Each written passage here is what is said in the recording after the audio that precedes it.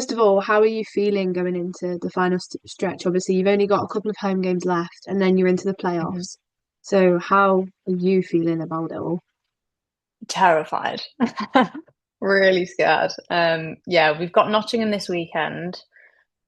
And Nottingham, I think we beat them every time, but other than Caledonia, those have been the closest games that we've played.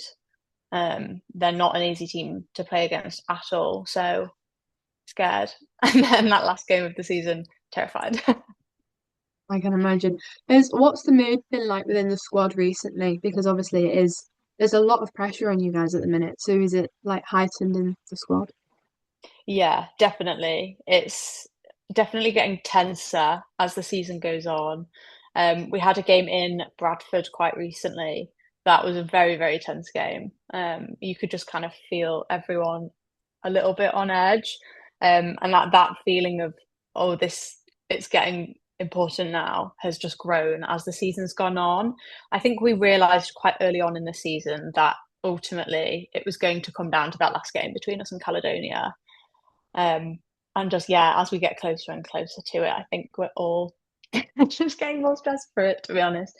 Um, yeah, the pressure is on for sure. And I think as well, the crowds have been growing and growing our games, which is amazing. Like it's such a good feeling. But then it's also like, okay, we're not just playing for our parents here. Like there's people who've come to watch.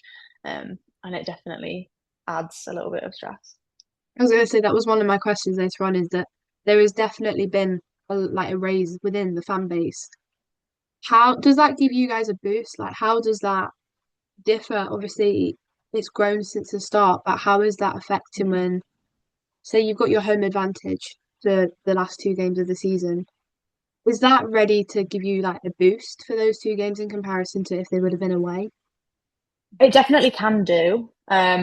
I think just knowing the rink and not being in unfamiliar surroundings helps anyway. But especially if the crowd are good, like sometimes they'll just kind of sit there quietly. But if they've they've got the drums out, they're chanting, like that really really helps if the crowd are lively. Um, but there is also that moment. I think there was a home game recently where like because obviously we arrived hours before the crowd start arriving. And so we've all been locked in our changing room. We don't know how many people are there. And the coach comes in and goes, there are 200 people out there. And we're like, are there? You didn't have to tell us that.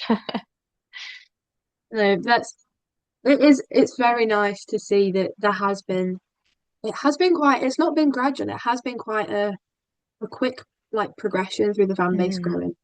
And I think it is nice to see it's finally getting some form of recognition yeah, beyond definitely. what you see on social media. Yeah. Um, Obviously the team was formed in 2024 Hmm. and you're already at the playoff stage. From an outsider perspective, it looks like things have gelled really well. Is that the case from your perspective? Yeah, I think we definitely feel more like a team than we did at the start of the season or in our kind of development year, I think is what they call it. Um, I think one of the problems is we do have so many players. Um, I'm sure other people have told you this. We have about 45 registered players, and obviously you need half that on your kind of game day roster. So basically, the composition of the team is different every game. Um, I think it takes a little bit longer when that's the setup to feel like a team because there's so many different potential variations of the team, if that makes sense. No. Um, but definitely I feel more like a team. I mean, I think that first game, there were probably people in that changing room whose names I didn't even know. Like he'd tell us the lines, and I'd be like, "Who's Emily? Which one are you?" But now, yeah, I know everyone's names now for sure. That's a bonus at least. Was there a moment within the season where I think maybe it clicked for you guys and realized that okay, maybe the playoff is actually possible and like we now need to make it happen? Or has it been the goal throughout the whole season? I think it's always been the goal to do as best as we can. I think we realised probably quite early on I mean, before that first game, we had no idea how it was going to go. Like, we have such a mixed ability team. We've got like girls who played for GB, and then we've got girls who've been playing for less than a year. It's so mixed. And then I think that first game of the season, we won 8-0. And it was kind of like oh, hold on. we could do something here. I'd say, yeah, within the first, like before Christmas, we realised it was going to come down to us versus Caledonia at the end of it. But yeah, it's always been the aim. Yeah. The scorelines have been quite like there has been a noticeable difference between you in Mm. comparison to the opponents. Do you feel like the team that you currently have got would be a team that would stick around if you got promoted? And do you feel like maybe because you are the new team, as though to say, do you feel like other teams kind of underestimated you, like you were the underdogs, as though to say? I definitely think they underestimated us at the start. And I think that's just really obvious in kind of who teams choose to play against us without getting political. Kind of each team's first game against us of the season, they played Div 2 players. Um, and then as the season's gone on, you start to see more and more Div 1 players get kind of called down. Um, and I'm sure everyone has their own thoughts on the fairness of that, but it is what it is. I definitely think players will stick around for the most part. I mean, I think the fact that there wasn't women's hockey in Manchester until this, like people who are from here want to play here. I mean, I'm going to use Inez as an example. I can't speak for her. Absolutely, Inez could be playing in a higher league for a different team, but she wants to play in Manchester. So she's playing in Manchester, and that's her right to do so, you know. I definitely think that the vast majority of us will want to stay How being have you Div found it 1. juggling playing? And then obviously you mentioned before this you were at work. How have you found the balance between juggling this and then regular life on top? You just kind of have to accept that you might not get as much sleep as everyone else at your job. That everyone else has been in bed at 11, but you were still on the ice at that time. That's just how it is. I think a lot of people are probably put off by the late night aspect of this sport when they want to get into it. I get a lot of comments of people being like, "Oh, I really want to start playing ice hockey, but my nearest rink is an hour away." Yeah, it's an hour away for most of us. Like, I know people who drive longer than an hour to get to training and get back at 1 a.m. Like, that's just how it is. So I've never really seen it as something that I needed to juggle. I mean, I used to play uni hockey, and the everything is so much later up there. So I think this, like, training with Storm Women's is earlier than training was at my old team. Games are significantly earlier than they were at my old team. I used to have games that started at 11 p.m. So I actually find this way easier to manage. So I don't really see it as something that I need to juggle.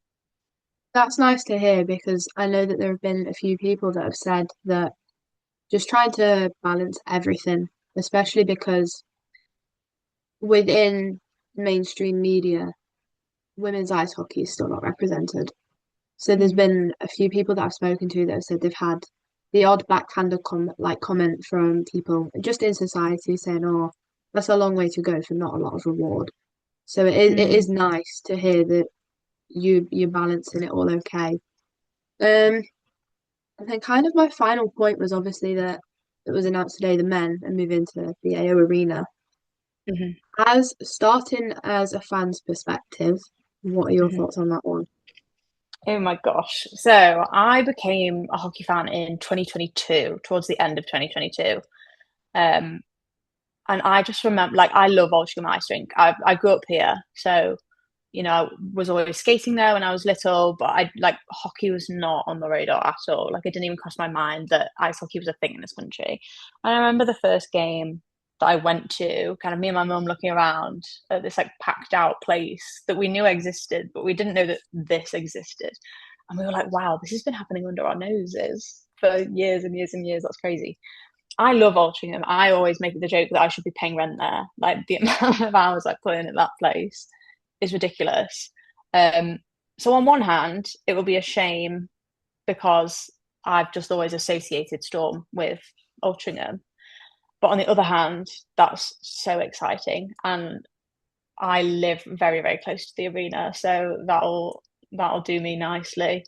If I'm lucky enough to continue flag bearing next season, the thought of doing that at the AO Arena is extremely exciting. Also, kind of scary because that's potentially, there's the capacity for a lot more eyes on you, so more pressure to not fall over.